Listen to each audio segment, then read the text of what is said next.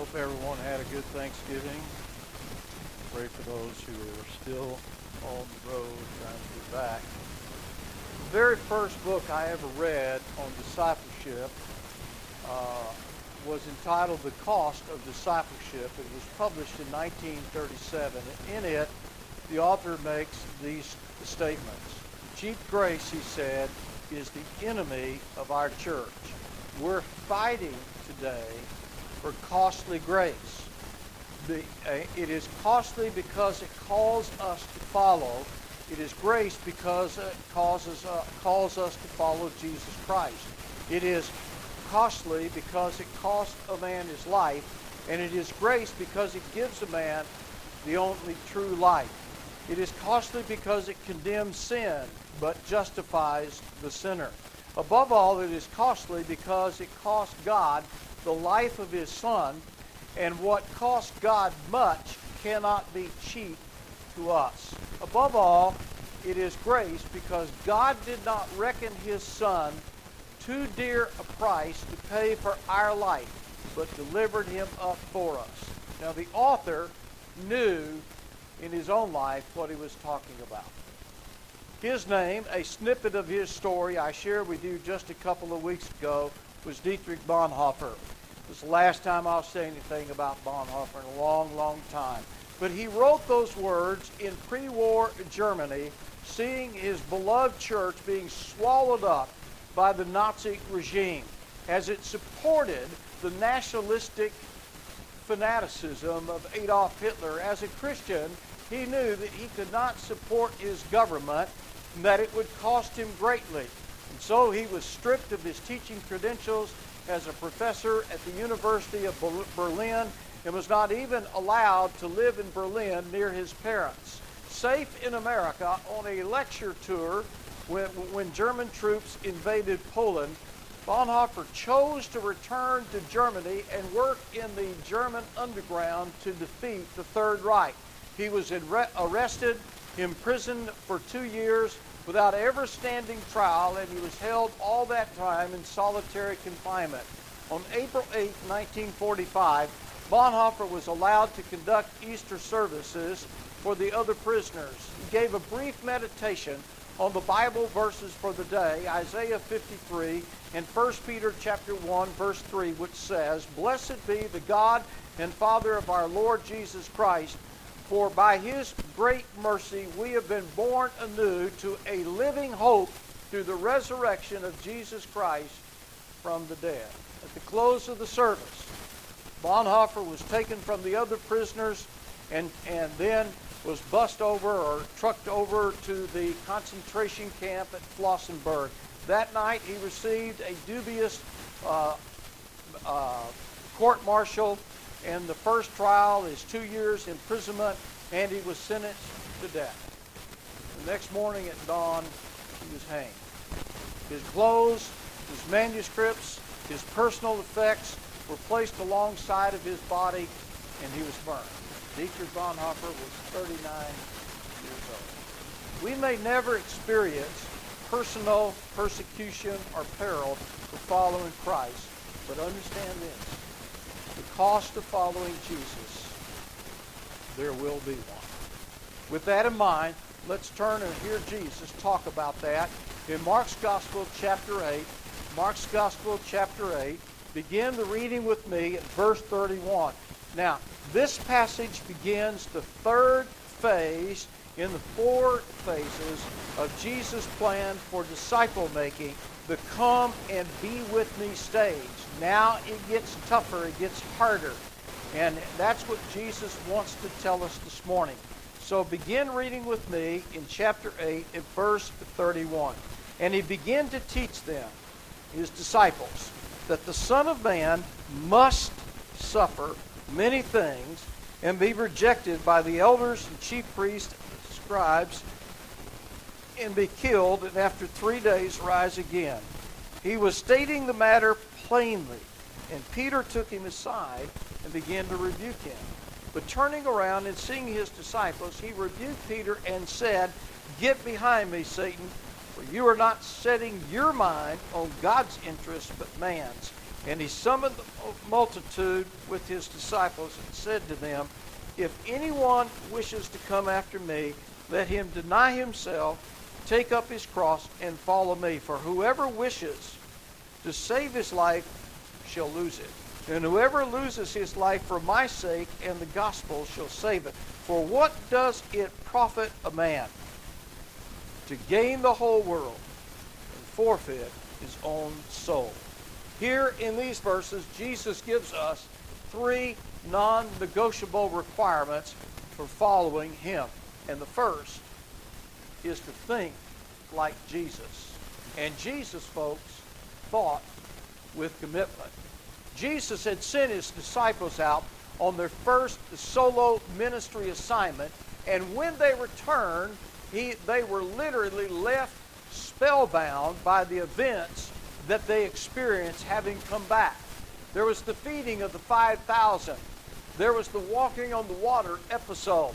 There were more conflicts with the religious establishment, and then there was the miraculous feeding of the 4,000 more people. Jesus was deepening his convictions, the convictions of the 12 who were following him. He was exposing them now to the costly truths of the faith. Now was the time to ensure that they understood the commitment that would be required. So what Jesus said to his disciples here about suffering and dying was absolutely incomprehensible to them, and yet it was unchangeable. The disciples realized at that point that Jesus had set his mind to go to Jerusalem in order to accomplish his Father's will. And in fact, Luke's gospel tells us that Jesus set his face to Jerusalem. And he knew what awaited him in Jerusalem, the cross. The Master said in these verses that he must suffer. There were no other options. It was as prophetically absolute as saying, it is written, or thus saith the Lord. He gave them the details in verse 31, speaking very plainly. The mission of the cross was bigger than Jesus, but then all of God's purposes are. His irresistible fate weighed heavily on Jesus. In a culture that values convenience and comfort, escapism, the easy way, not to mention easy believism, Jesus' absolute and resolute commitment to the mission that God had given to him stands out in stark contrast. Gladys Aylward was a missionary to China during the Second World War. Her story is actually chronicled in a film by the title The End of the Sixth Happiness. She suffered terribly during her journey across the mountains of China in order to bring 100 orphans to safety in Siam, ranging from 4 to 15 years old. The children were safe because of Gladys's obedience to God, but not without cost. When Gladys arrived with the children, she was greatly ill and almost delusional. She suffered internal injuries from a beating by Japanese invaders in the mission compound. In addition, she suffered from typhus and also from fever, recurring fever, and pneumonia, and malnutrition, and shock, and fatigue. And through her ordeal, Gladys learned even more obedience to God. She learned to choose Christ over anything else life had to offer, so much so that when the man she loved came to visit her as she was recovering and asked her to marry him, she declined. In her heart, she knew that she could not marry him and continue the work that God had for her with the children in China. Out of obedience to God, she said goodbye to the man that she loved, and they never saw each other again. And Gladys continued to be faithful to God in her obedience in China and later in England until her death in 1970. Like Jesus, Gladys fought with commitment. According to our text here, though, as we read a moment ago, Peter obviously did not think that way. Jesus had spoken plainly to his disciples, but Peter could not misunderstand what Jesus said. The text tells us that Jesus spoke plainly. His mind, Peter's mind, was spinning, however. He simply wasn't prepared for this kind of news. And so he took the Lord aside and attempted to talk some sense into him. In essence, he rebuked his own master. You're the Messiah. There's no way that you can't die, that you can die.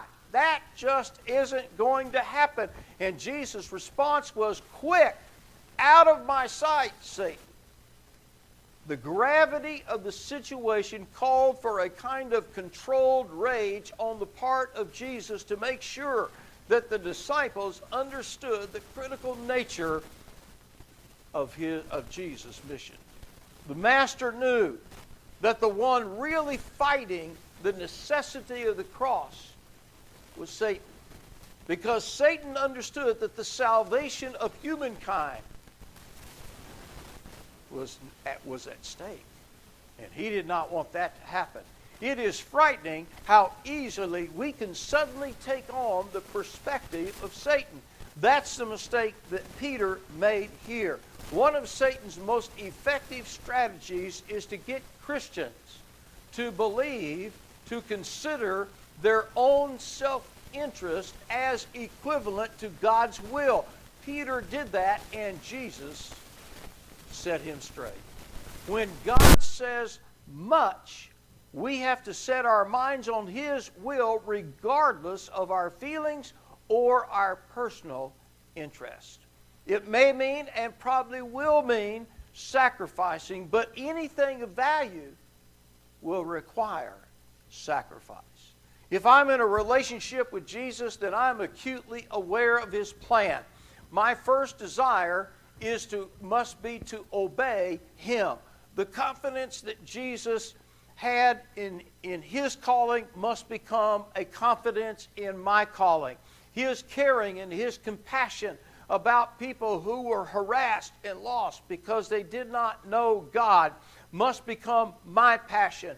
We all love the benefits of following Christ, but we skip talking about the cost. We proclaim the value, but not the price. And the price is to be involved in a meaningful way in the mission that drove Jesus to the cross. We constantly overlook Jesus' mission, the cross for which He set His face to go to Jerusalem to die on. Thus, when Jesus calls us, as He does in this passage, to take up our cross and follow Him, He is also saying that we must take on the passion that He had. It must become our passion, and if we lack that passion, then we are not following Jesus. Secondly, following Jesus requires that we act like Jesus. An interesting event took place right after, notice in your text, Jesus rebuked Peter. The Master invited the crowd to join Him and His disciples as He explained and expanded His thoughts regarding the cost of discipleship in verse 34. This invitation that Jesus gave to discipleship is potentially for everyone. Jesus wanted more than a small elitist band of people following Him. He started drawing the lines of discipleship by saying, if anyone would come after me, let him deny himself, take up his cross, and follow me. Meaning that only those who would not make that commitment would be excluded, but really they would exclude themselves. The core of the Great Commission is to make disciples out of those who are willing to be engaged in commitment. Therefore, what did Jesus mean when He talked about self-denial and cross-bearing? Now, some folks think that self-denial means something like giving up something for Lent. Others have said it means to be indifferent to the self or even to hate the self. I disagree.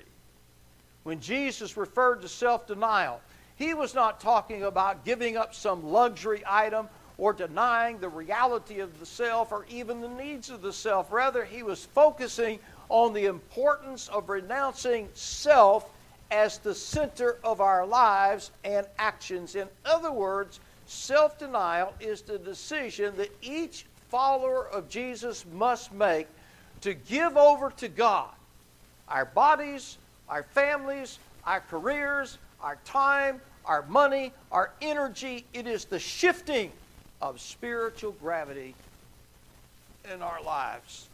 Now, if the Jews saw a man with a cross on his shoulder, he knew that that man was preparing to die. Once the cross is picked up, there's no turning back. Some people interpret the cross, though, to be some kind of personal hardship, a pushy in-law, a loud neighbor, a bad roommate, a nightmare for a boss, or a professor who cannot teach.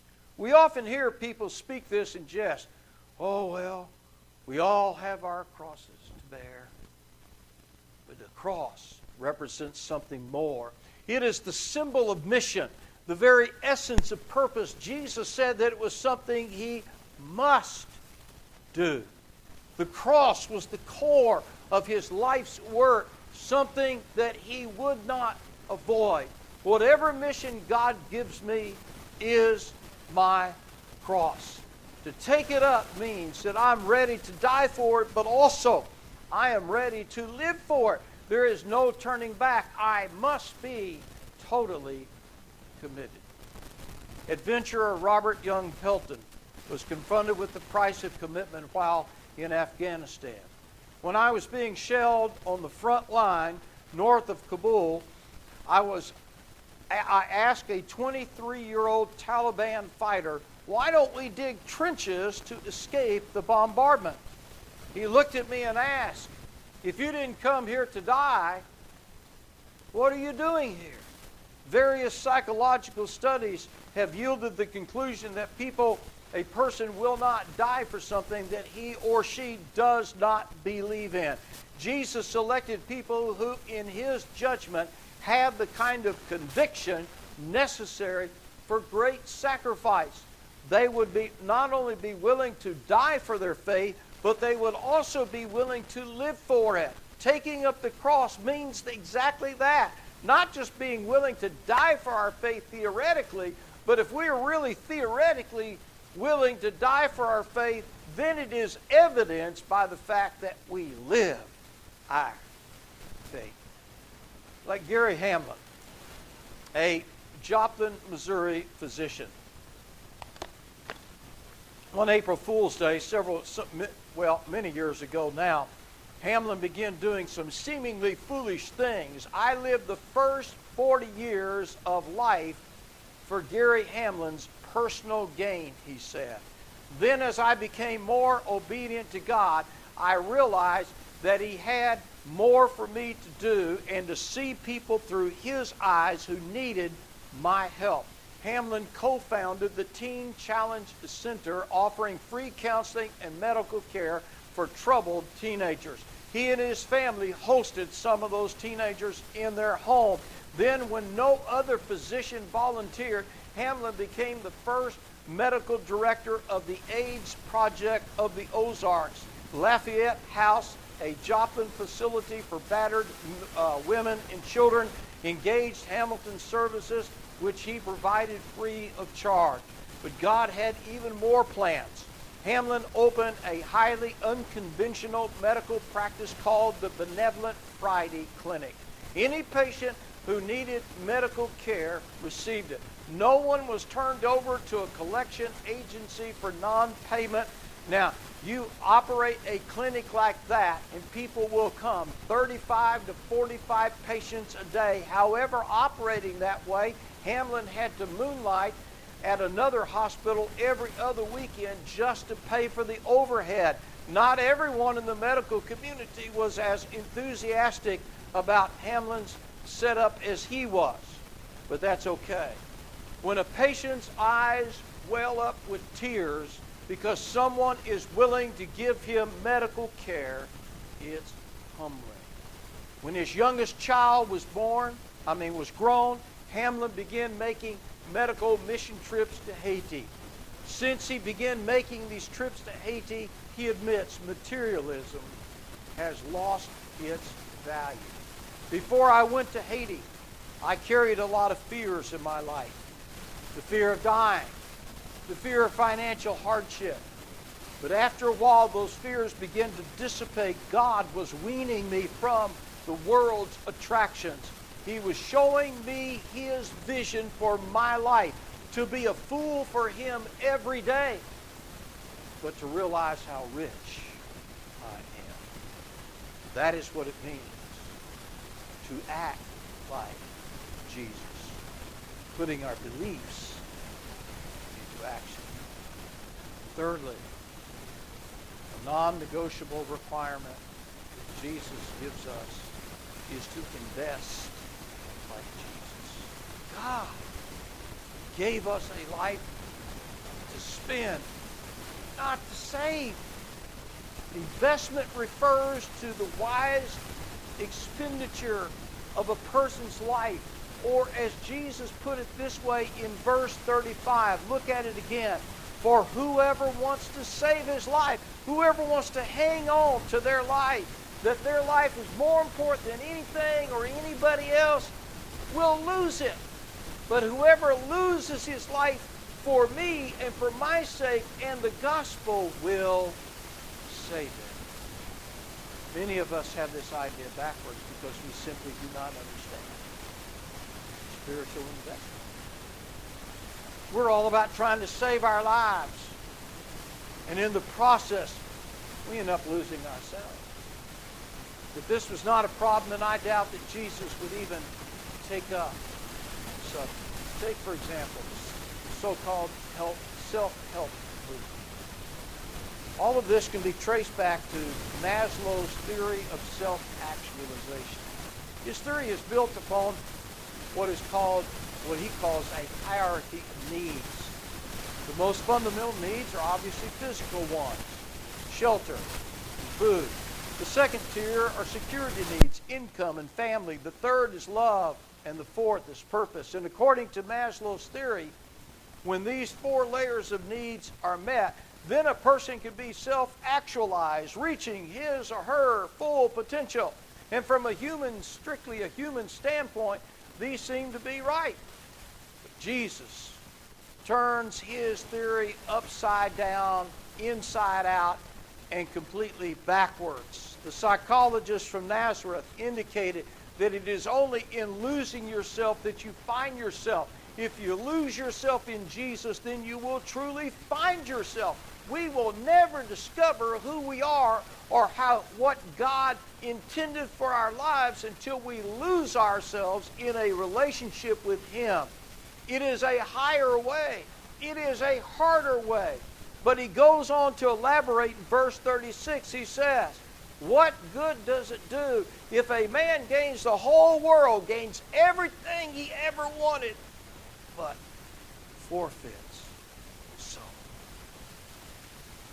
We don't pay much attention to the inner us, to the innermost part of us. What is really us? Our soul. How much is your soul, the innermost part of us, worth? What price are we willing to pay? Jesus said no to self and yes to his Father to pick up his cross. He invested his life in the lives of others because lives are eternal. Jesus is asking all of those who would follow him to make a similar investment. It will cost us something, but that is because discipleship, according to Jesus, cost us everything. In the movie The Hurricane, it featured Denzel Washington, and he plays the part of a boxer by the name of Reuben Hurricane Carter. a man whose dreams were destroyed when he was arrested and convicted, some believe falsely, in the 1966 murders of 3 people. Carter, serving 3 natural life terms, channels his frustration and despair by writing his autobiography from his cell. 7 years after the book is published, a young African-American man by the name of Lazara is being taught to read by 3 white mentors who have taken him into their Toronto home. One of his 3 friends took him to a used book sale where he picks up Carter's book. Lazara asked, "How do you know which book to pick?" His friend answered wisely, "Sometimes we don't pick the books we read, they pick us." Lazara finds purpose and inspiration in Carter's story, and he begins writing to Hurricane. A mentoring relationship begins to develop, and eventually Lazara's friends take on Carter's cause and vow to fight for his release from prison. Carter, at first skeptical of Lazara's 3 white friends, is eventually won over by their compassionate dedication. He tells Lazara, "Hate put me in prison. Love is going to bust me out." And folks, investing like Jesus means to give your all for the cause of busting people out of the prisons erected by our sin. Discipleship will cost you something. If it doesn't, we're not following Jesus. If discipleship is not costing us, we are not disciples. We must think like Jesus. We must act like Jesus. We must invest like Jesus. And if we're not willing to do those 3 things, those are non-negotiable requirements for following Jesus. If we're not willing to do those 3 things, we are not following Jesus. And there's a lot of that going on. Let us this morning commit ourselves to truly following Jesus. No longer. We are now living in a time, in a culture. We can no longer play around with our faith. We either get serious or it dies. Let's pray. Father in heaven, as we come to you right now, we understand that Jesus is absolutely serious. If for no other reason, we understand it because Jesus never said anything that didn't mean everything. And certainly what he said, he practiced. He gave his life on the cross so that others might live eternally. Without his commitment, without his sacrifice, none of us have a prayer spending eternity with you. But it's not just about eternity with you. It's about how we're going to live our lives now. Either we live our lives for you, or we do like most other people in America do. We live for ourselves. And when we live for ourselves, not only is that destructive to the innermost part of us, the inner us, not only is that neglected, not only is that part of us empty, but it affects our relationships with others around us. When we live only for ourselves, or mostly for ourselves, everybody around us is affected in a negative way. And I pray for, Father, that we will not just get our minds right. We will get our hearts right. There is a cost for for following you? Is discipleship costing us something? If not, then there is seriously something wrong with our relationship with you. Let us commit ourselves now to getting this right. And only you can set it right. And that's what I pray for in my life, in the lives of all of us here this morning. May we get it right by being willing to pay the price for following you. In Jesus' name.